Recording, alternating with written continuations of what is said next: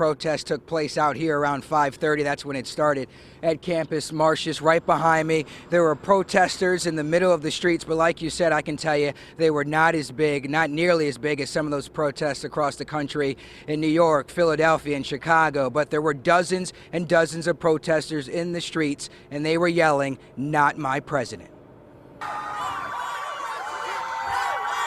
It's the only way they say they knew how to voice their anger, some still visibly shaken by the outcome of Tuesday's general election. I'm upset. I have children, and I think they deserve a better America, and I'm disappointed. Young demonstrators walked in the middle of streets in downtown Detroit for several hours, shouting, "Not my president," and some yelling derogatory things about the country's next commander-in-chief. Officers watched their every move. You guys were preparing for something to happen the day after the election? Yeah, correct. You know, we knew that, again, with the tempers flaring, a lot of emotion, and this is a time for healing.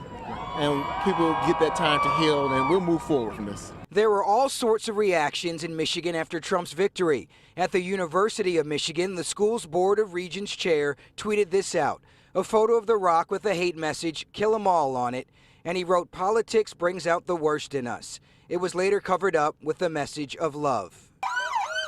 For these demonstrators, they say it will take time, maybe a long time, to get over this historic election. But what about moving forward? That's the question for tomorrow. Today we need to vent. Today we need to grieve. Today we need to process. And tomorrow we move forward.